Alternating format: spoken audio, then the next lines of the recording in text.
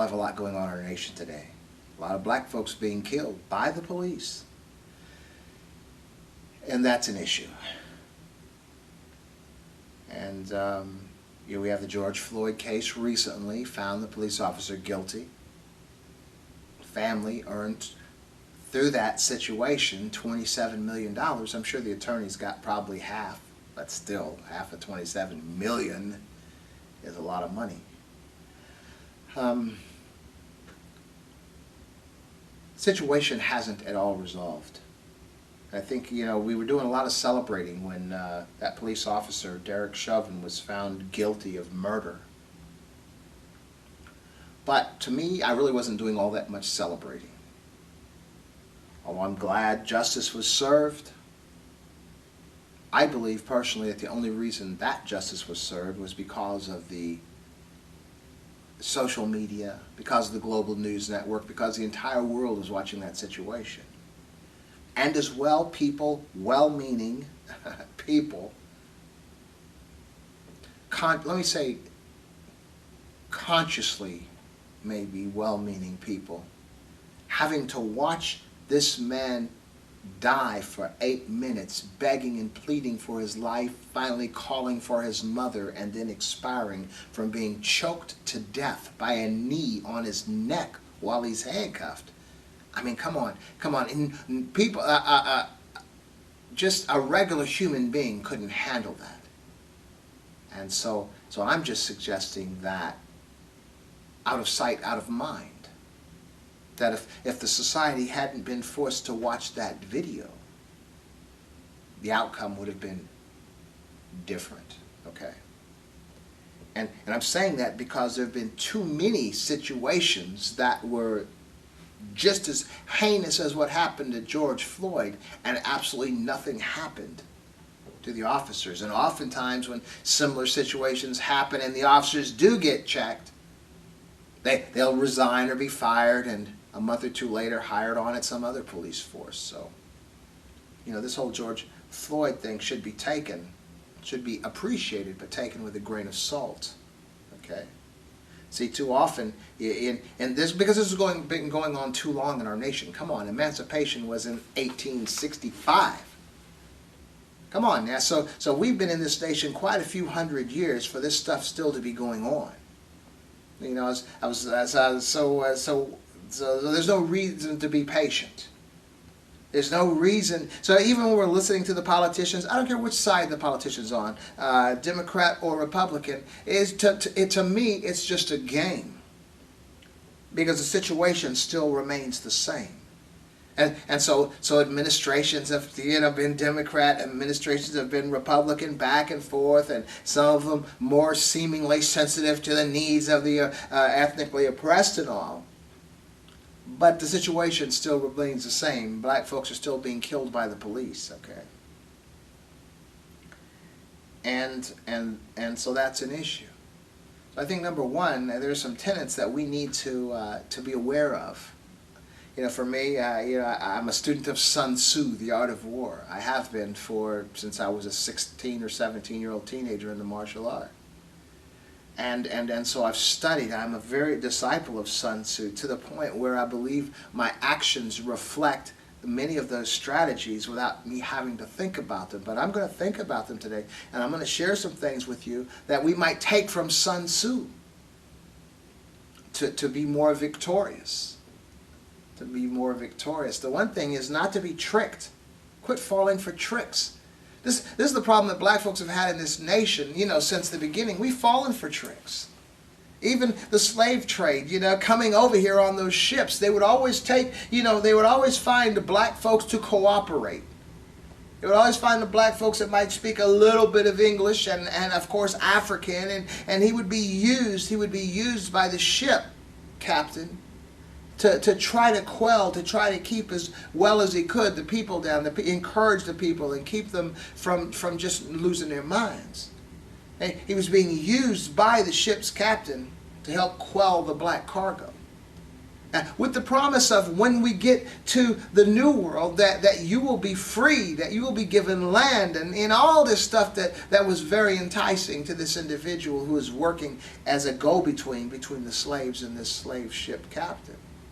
But lo and behold, when they arrived to the new world, that particular black man was just thrown in with a lot of them and sold with everybody else. Often, though, he would be killed by those slaves. But tricked. And we've often been tricked with a trinket, with a gift. Something to keep our mind off of the reality. I remember Archie Bunker from All in the Family. We all used to watch it. It was funny watching this racist man because he was so ignorant, and so it was funny back then in the 70s. I remember once he made this joke. He said, "How do you stop a riot? You throw him a basketball." Now, you might want to take offense to that, but think about the meaning behind that. It's so easy we could be out protesting. We could see this has been the strategy that has worked against us for so many years, because we've been so used to protesting that so a particular piece of heinous violence occurs where a black man or a black woman or a black child is killed by the police even, and we'll protest for a while, but after a month or two, back to our jobs, back to, our families, going to church, back to the regular things in life. So it's like, okay, just give them a while, let them protest, and maybe we'll give them some concessions. We'll give this family $13 million, or we'll name a street after him, or we'll name a bill after him, the George Floyd bill, or something to placate, to satisfy. At the same time, black folks are still being killed by the police. But we're feeling like there's something. And then we're being told by these folks, you can protest, but don't protest violently. Don't protest violently? What does that mean?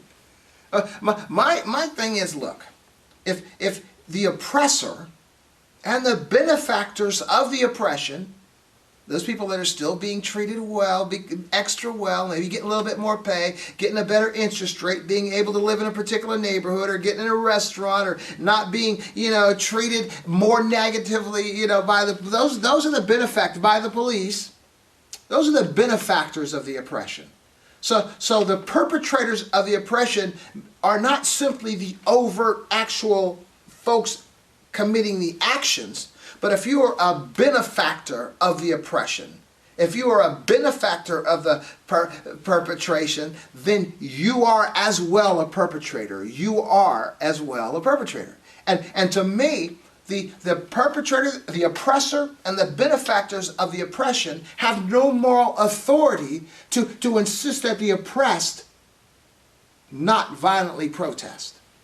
The only moral authority to make that determination not to or to violently protest would be by the oppressed. They're the only moral authority. You can't be the oppressor or being a benefactor of the oppression and tell the oppressed and you're oppressing them in a violent way, and you're expressing to them, you can protest against my violence against you, but you cannot protest violently. Now, I'm not advocating violence. I'm just saying that if I decide, I'm the only one that can decide that I will not protest violently. And you might as well just be quiet. Okay? Have you ever had someone, you're trying to do the right thing, and then they're wrong, and they try to make you do the right thing. Now, even though you were going to do the right thing, now you're so pissed you're not. So what I would suggest is that those people, that the oppressors and the benefactors of the oppressors, just don't say a word. And let the oppressed, who seem to have a better heart than you anyway, because they haven't responded like black folks in other nations who hold 1,000-year vendettas and are still killing people, just be happy that they have more of a morality than you, that they haven't attacked you. It always amazes me that after like the Minneapolis issue, when the thing first went down, or other issues, whether it's Watts, whether it's here or there, and cities are burning and buildings are burning, and the people are saying, well, how come you're burning stuff down? That's terrible. You're burning. Be happy they're not killing you. Okay? Their frustration is so much that they're gonna tear down or burn down this building rather than to burn down you. That should be a blessing. You should be thankful that they're just burning down that building, okay? So it's obvious and evident in this nation that those that are oppressed have more of a morality than those who are the oppressors and those who have benefited from the oppression. So basically, I don't get any warm fuzzies from folks other than black folks walking around with signs that Black Lives Matter. I don't get warm fuzzies with white Democrats, looking to pass these laws. I don't get warm fuzzies at all because they've been benefiting just as every other person who is non-ethnic has been benefiting all of their lives, and they know it. Come on now. They know it. So I'm just saying that doesn't impress me. I appreciate the help, but I'm not impressed by 2021 progressive, other than ethnic Democrats that are out protesting for the rights of black people who have been benefiting from this system and knowing they've been benefiting from this system all of their lives. Okay? And so that's why my message is to black folks. After these hundreds of years, why would you think that the oppressor is going to lighten up? What incentive is there? The only incentive they had for George Floyd was because they had to watch this man suffer for 8 minutes. Come on, they put Michael Vick in prison for fighting dogs. So what is it? And that's what they're going to do with this cop, Derek Chauvin. So I'm just saying, don't be so thrilled about the result of George Floyd because folks had to watch this black man slowly die. Remember what they did to Michael Vick for them dogs. So don't be impressed because it really doesn't mean much, okay? So quit falling for the tricks. That's number one. We need to quit falling for the tricks. Keep your eye on the prize. Remember that old saying in the Civil Rights Movement, eye on the prize? Keeping your eye on the prize means you're not going to be swayed by the tricks. You're going to keep your eye on the prize. Quit looking to be liked. That's all my folks. See, it's something about kids, When kids, when parents, a lot of times, most of the time, kids don't see what parents have to go through to create the comfortable environment that kids live in. So the parent may have had to suffer, may have had to strive, go to school, take some guff at work, take a lot of money and invest it in a 401k or save money instead of spending it like everybody else. The kids don't see the sacrifices that the parents may have had to make for this kid to come up in a real nice home, okay? So this kid is born into this real nice home that doesn't realize the sacrifices that the parent made to get that child there. And so the kid has, and you want that as a parent, you want your child to not have to go through what you went through, but that child is coming up with simply this world view of this is what the world is, okay? And so what I want to share with, and it's not, that there was a reason why the world is the way the world is that this child is born into, and the reason why does not resemble at all the world that I created for this child, okay? And so then I want to compare that then to Dr. Martin Luther King and his tactic. See his tactic about being treated equal, about being able to eat at the lunch counter with white folks because it wasn't allowed, being able to drink out of whatever water fountain, being able to go to the same schools, as white folks, because that was the only strategy available that could be successful. I know you have them brothers like Stokely Carmichael and Malcolm X, the Ballad of the Bullet, and all these rough brothers out there that some of them did go into pitched battle with the KKK, but you could not go into a battle with the United States government and think you were going to come out on top. You might take a few folks out, do some damage, but you're going to lose. King knew this. And so we would go on this peaceful route, this nonviolent route. I'm going to sit at this counter. I'm going to walk down the street. You're going to beat me up, but I'm not going to fight you back. The whole world's going to get to see it. And that made some inroads. That had success. But now we have generations and generations after Martin Luther King thinking the tactic, the strategy behind what Dr. Martin Luther King wanted was because he just wanted white folks to like him. It wasn't that. That was the only strategy available to secure the victory of equality that he was looking for at that particular time. I mean, it wasn't total equality, but it was an inroad to equality. So it wasn't that he liked white folks and just wanted to eat lunch with them. It was the fact that this was a strategy to acquire a semblance of equality. So now we have generations coming up after Martin Luther King thinking, no, that we just want white folks to love us. We want them to like us. And that might seem kind of ridiculous, but look at what we see. Whenever you see on Facebook or whenever you see in the news when white people say this or say that, or then they're come back apologizing because their sponsors getting ready to cancel them, politicians getting ready to kick them out or whatever, because look what they said, look what they did, see how they treat us differently. We're wanting them to like us. I don't care if you don't like me, just don't treat me unequally, okay? That don't oppress me. So we, as black folks, need to stop trying to be liked so much. Yeah, I mean, if they liked you, do you think this would still be going on after 400 years? They don't really like you. They don't. And I'm not saying none, but I'm saying it's almost like peeing in the ocean. I mean, it really doesn't matter, the few, because of the vastness of those who don't. So quit looking to be liked. It's not going to happen. They're going to take care of their own before they take care of you. I mean, we've seen it time and time again, the way the police respond to violent criminals. They're going to kill them or they're going to try to take them into custody. We already know this.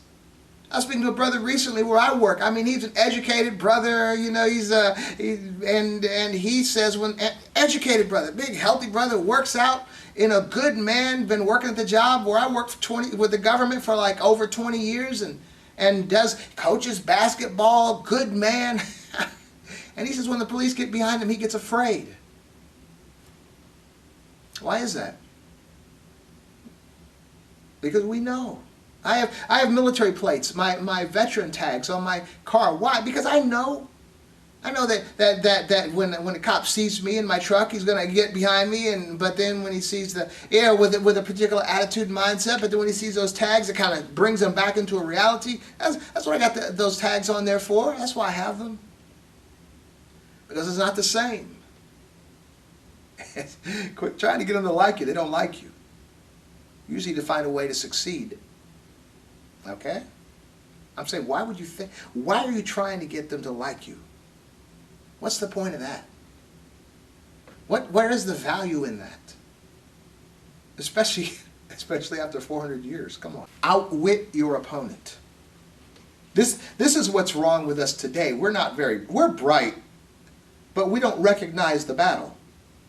Okay? The Sun Tzu talks about, he says if you want to win a battle, he said, if you know yourself, if you know yourself and not your enemy, you will win half the battles. If you don't know yourself and you know your enemy, you'll win half the battles. But if you know neither yourself nor the enemy, you will lose every battle.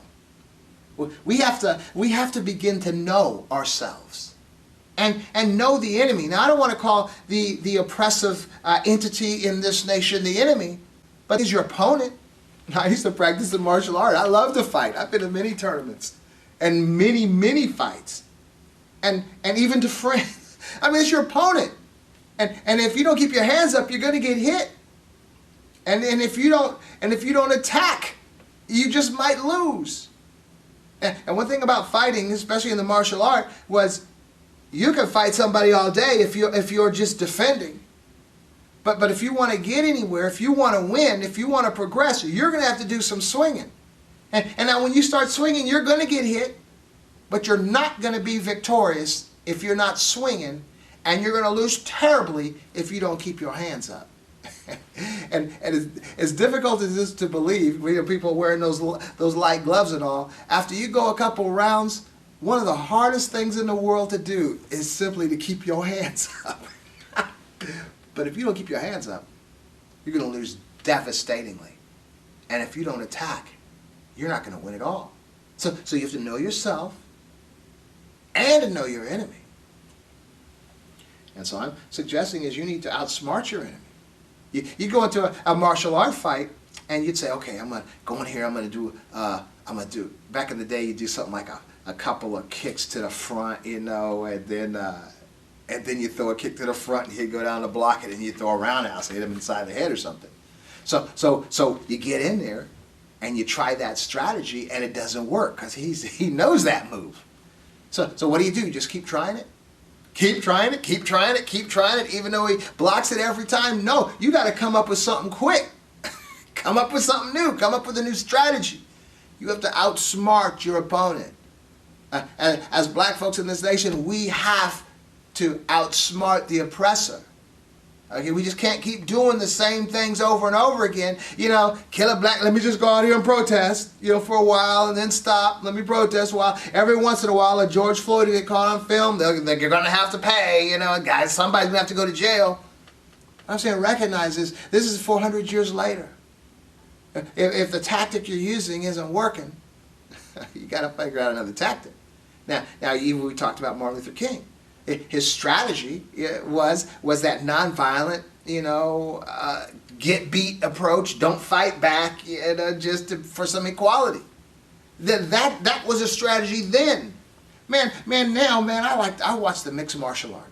And in my day, I was martial art in like the 70s and 80s and part of the 90s. And that little move I just described, how you could be fighting, you throw a front kick, then you act like you're going to throw a front kick. He goes down to block it, then you kick him in the head. Well, guess what? That won't work today, okay? Everybody knows that. Nobody's going for the fake. It's like complicated now. I mean, it's more intense. You can't do that move. That move will not work. What Martin Luther King did back in the day, that was effective then, but that won't work today. We've proved it. Now they're coming up with laws and bills that you can't even protest peacefully, okay? So I'm just suggesting that we have to outsmart the enemy, and outsmarting the enemy isn't looking back into history and trying to do what they did. We love Dr. Martin Luther. I didn't when I was a young kid, but we love Dr. Martin Luther King and the inroads he made, but that's history. We can't use his strategy. His strategy will not work today, okay? I'm just saying. You got to outsmart your enemy. You got to outsmart your opponent. So far, we haven't done it. There's an old saying that, you know, how do you define insanity? Doing the same thing over and over again. Don't be where he expects you. This is Sun Tzu right out of the book. Don't be where he expects you to be. It says, there's something about... I don't know. I can't remember how Sun Tzu described it, but don't be where the enemy expects you to be. Don't be where your opponent expects you to be. Okay? So where does he expect you to be? Don't be out there in the wrong places. Right now it seems police are just itching to utilize what they've been trained. Well, I'm telling you this. When I got my CCW a few years back, I don't know, about 6 years or so ago, first of all, I was the only black person in that class. And of course I got there late, right? I got there about 10 minutes late because I couldn't find the place, and then I found the parking. And I went in, it was on, what street was that on? It was on Wayne Avenue in Dayton. So I go up in there, and when I walk in that door, all of these white folks are looking at me. Like, what's he doing here? What's he doing here? Okay. Because they didn't expect me to be there. But it's very cool. I mean, after a while, you know, we were all cool because I'm cool, and I was cool with the folks. But it was very interesting. What I want to share with you, one of the parts of that training course is we had to go in this room, and we had to practice shooting, you know, with a gun that was laser or whatever that responded when you pulled the trigger. But they would flip up particular sort of targets that we would have target practice on. and all the targets were black people, except one. And see, I mean, by the time we got to that portion of the class, you know, we were all cool. And the instructor knew that all the targets were black people. Regular looking black people with chains, black people with hats turned backwards. All the targets were black people. But he found one target just for me. He was going through them and he was like sweating. He knew there was a white dude in one of the targets and he had a mullet.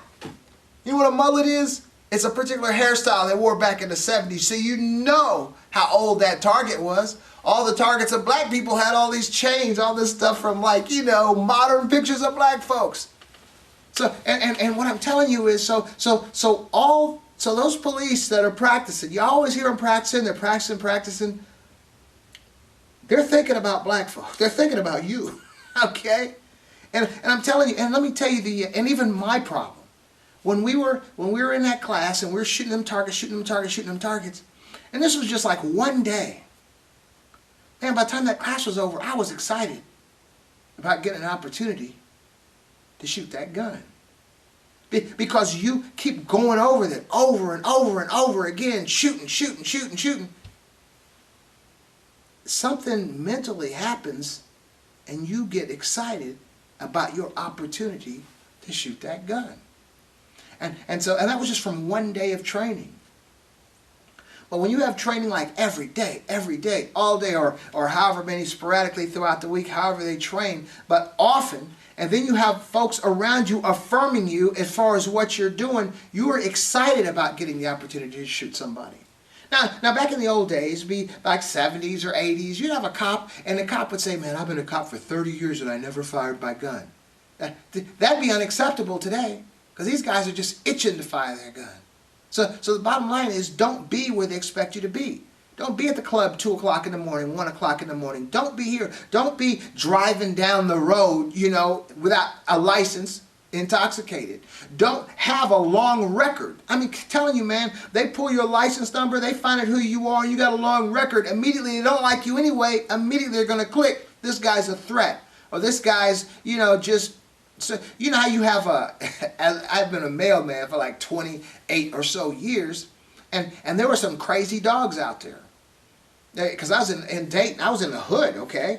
So I fought pit bulls and Rottweilers, all that stuff, so there'd be some crazy dogs out there. And there comes a time after you've dealt with dogs time and time again, a dog comes at you and charges you trying to kill that dog. Beat him off of you. Hurt him at least. And so I'm suggesting that's what we have in our communities today.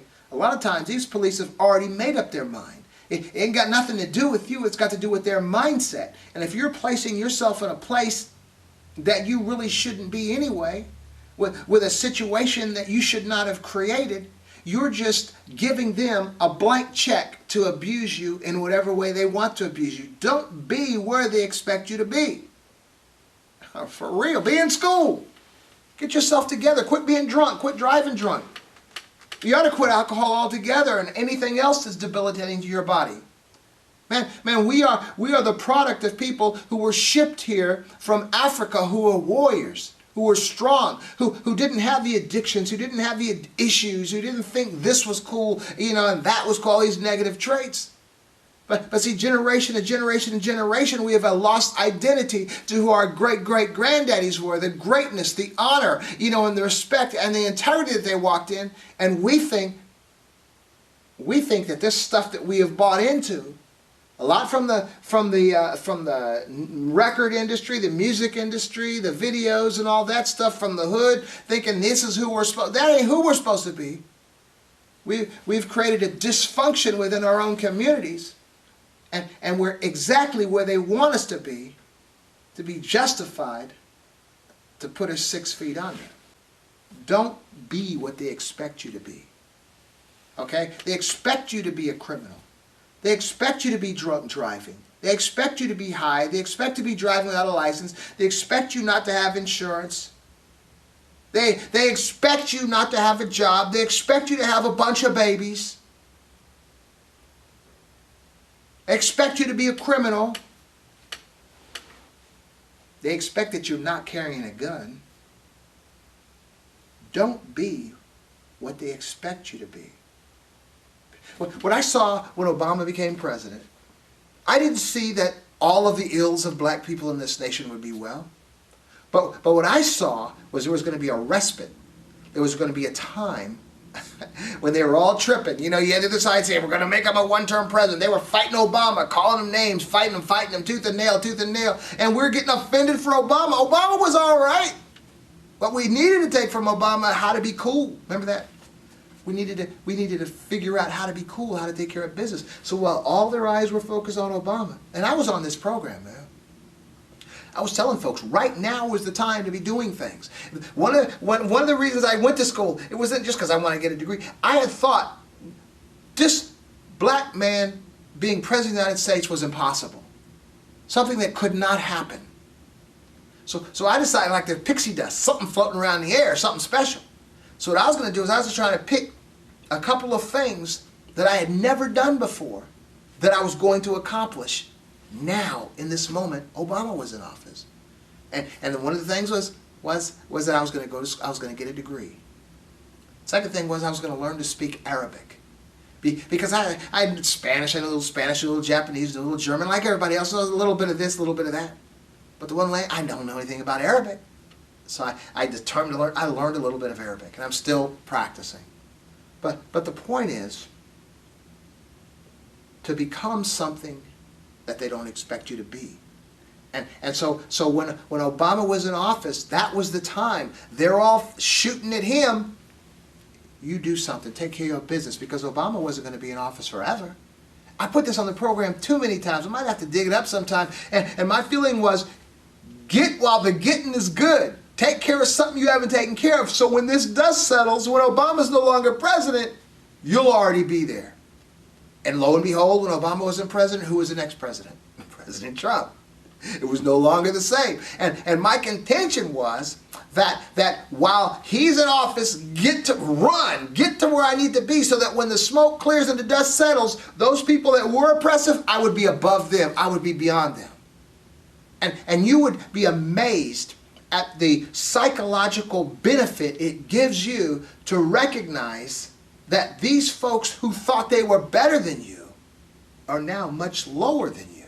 I mean, as a person, no, but intellectually, financially, so don't be what they expect you to be. So when they run your license, you got no record. When they ask you where you live, their house could fit inside of your house. What I'm saying is, don't be what they expect you to be. Okay? Next, this is all Sun Tzu for real. Okay? Fool your opponent, you know? If you're, this is Sun Tzu. If you're weak, make your opponent think you're strong. If you're strong, make your opponent think you're weak. You know, have all this going for you so you can catch them off guard, you can catch them by surprise, okay? Don't throw the fight before the fight. It's very important. Don't throw the fight before the fight. That's what we do. All the ill actions that we make, all that we do, even our, you know, some of the things that we do for our health. Man, we're unhealthy. Diabetes, high blood pressure, cholesterol, heart issues. Come on now. We have the ability to exercise, to eat right. We have all the information at our fingertips on the internet of the things that we're supposed to do, the things that we're to consume so that we can be healthy. Man, we're throwing the fight. The opponent has to lay a punch. We're killing ourselves anyway. I'm telling you, man, I'm going to be 63 this year. Man, and I exercise. I eat right most of the time. I'm in pretty good health. We need to get ourselves in shape. For real. Education is the key. Talked about education with Obama, but education all the time, it's the key. Even if it's just, man, you know why it took me 10 years to get my MBA? Because I mean, I'm a husband, I'm a father, I have a full-time job, I'm a minister, I have a lot of things going on. I was just taking one course a quarter. After a while, sometimes I would take two. First, I started off trying to take three. But consistency, you'll get there. Okay? Just one course a quarter, and I got there. Education, it's important, very important. Now my kids, now when I was going to college, I was always telling my kids, you know, you have to be better than Dad. So when I graduated with my associate degree from Sinclair, my son, at the same time my son graduated from UC with his bachelor's degree. So in his mind, he was better than Dad. But my daughter watched me. I started at Sinclair, she was about 3 years old. She was a little over 13 when I finally graduated. So she has seen me all of her life, all of her cognizant life attending school. How important do you think school is to my child now? And my child believes, well, I have an MBA, you have to be better than Dad. Yeah, it was fine for Martin Jr. with a bachelor's degree because I had an associate degree, but now you have to get a PhD in something. She understands that. So your education isn't simply just for you.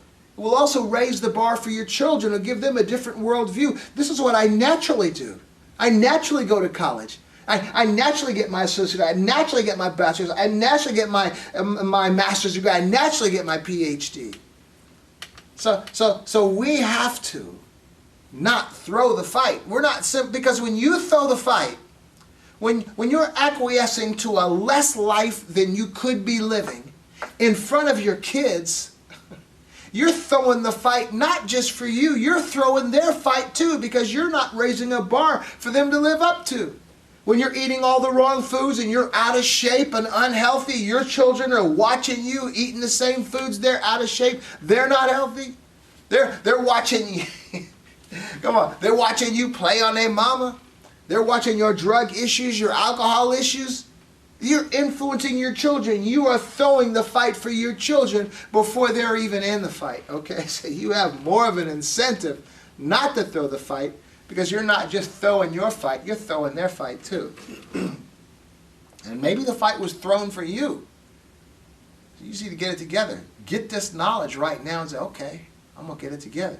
Man, if that guy could go to school when he's 50, and earn an MBA by the time he's 60, I'm only 40, I'm only 30, I'm only 25. Imagine what you can do. For real, okay? Don't throw the fight. All right. And one of the aggravations that I believe my kids have with me at times is when they're facing situations. And I tell them to figure it out. But see, I mean it. That's what I do. That's how I live. And that's what I try to impart to them. There is no problem that you just give up. There is a way. There is a way to be successful. There's a way to be well. For me, the exercise thing. Look, my issue, the way I started my cardio that I've been doing for like the past 10 years, I had a tremendous abdominal injury. Didn't know what to do. I could have just been sidelined and sitting there. That's how I felt, on the couch. One night I saw this video of this cardio workout, 40-minute martial art cardio that I knew I could do. It might be a little painful. But I'm going to do that and work on the 95% of my body that's not hurt. And within like 6 months or so, I was 100% well. And I've been doing my cardio ever since. And that was like about 10 years ago. As well, recently I started, I want to start, I never was really worried about building up my muscles, because, I was into martial art back in the day. It was basically cardio and fighting and all. But I decided I wanted to start building little muscles. And it wasn't even long ago. It was about maybe 2 months ago, 3 months ago. How do you do it? Consistency. I decided, well, push-ups. Because I don't want to go to a gym. I don't want to pay that price because I won't be consistent anyway. I know I'll probably quit. So what I do is, and I put this on video too, I put this on this program, that you start doing push-ups each day. And wherever you're at, start with 30, start with 20, start with 10 push-ups. Just do 10 push-ups. And if you're struggling, fine, but struggle through it, do 10. If you need to, do 5. But say 10 push-ups. Do 10 push-ups every day for 2 weeks. After the 2 weeks, add 5. So for the next 2 weeks, do 15 push-ups. After the next 2 weeks, add 5 more. So for the next 2 weeks, now you're doing 20 push-ups. And do them, for me, I'll do the push-ups in the morning, and I'll do the push-ups in the evening. Okay? So the morning, before I do my cardio workout, I do my push-ups. And the evening, before I take a shower after work, I do my push-ups. And before you know it, within the end of the year, you're going to be doing 100 push-ups. Unbelievable. It works. It's consistency. That's the way to do it. That's the way to do it in life. So I figured that out. Figure it out, whatever your situation is. I tell my daughter sometimes she's struggling in chemistry or struggling in algebra or something like that. Figure it out. Man, you have the internet at your fingertips. There is nothing that you can't come up with an answer somehow, somewhere. The problem is that we get too distracted.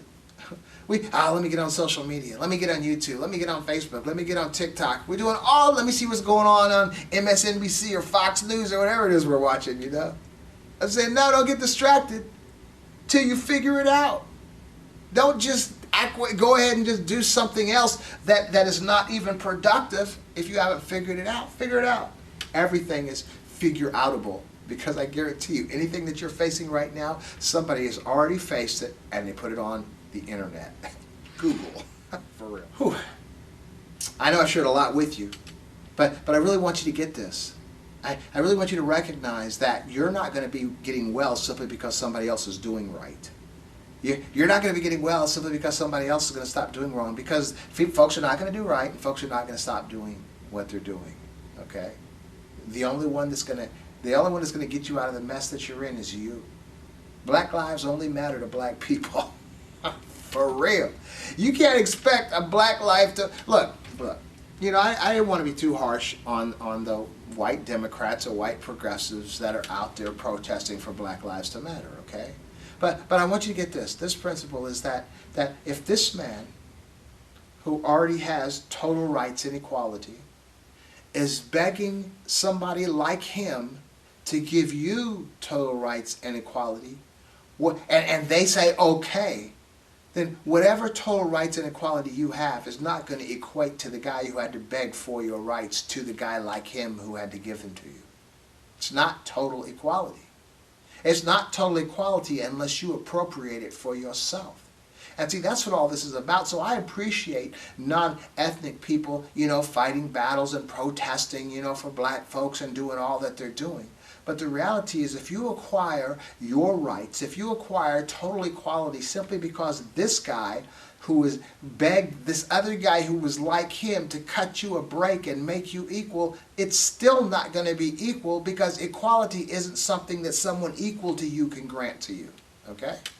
So we need to quit begging people to do right. If it's yours, take it. And I'm not talking in a violent way. I just laid out for you what to do. Get yourself together. If you're walking around with one foot because you had diabetes because you couldn't eat right, they're not going to respect you. If you're all out of shape and overweight because you have no self-control, why would you have to make yourself better than them? And you might say, well, it's not fair. No, do it anyway. Do it for yourself. The Tuskegee Airmen are always, to me, the perfect example. They didn't lose one bomber. They were perfect. Those bombers didn't even know the Red Tails were black, but they would say, we want the Red Tails to escort us, because the Red Tails recognized, and what they did was excellent and far better than any of the other pilots out there that had the same mission. And so what I'm telling you is, we cannot acquiesce. You cannot be out of shape. You cannot be unhealthy. You cannot be uneducated. You cannot be unarmed. But what I'm telling you is, in every aspect of life, perfect every aspect of your life. What else have you got to do? If you're unhealthy, the stuff you're doing is what has made you unhealthy. Stop doing that. Come on now. Stop drinking soda. That'll drop your weight. Drink Zevia or drink tea or something like that. Well, anyway, I do want to thank you for joining me. And I want to encourage you that the societal change is going to be up to you. The society is probably, how can I put this? The only change society is really going to see is when you take yourself out of the mix. When you take yourself out of one segment of society, place yourself in another segment of society. If we can all do this, there'll be nobody left there to oppress. We'll all have lifted ourselves out of wherever we were. We'll be strong, we'll be healthy, we'll be improved, and we'll be okay. And I want us to be okay, and I'm sure you do too. Well, anyway, I want to thank you for listening, and I want to invite you to listen again. You take care.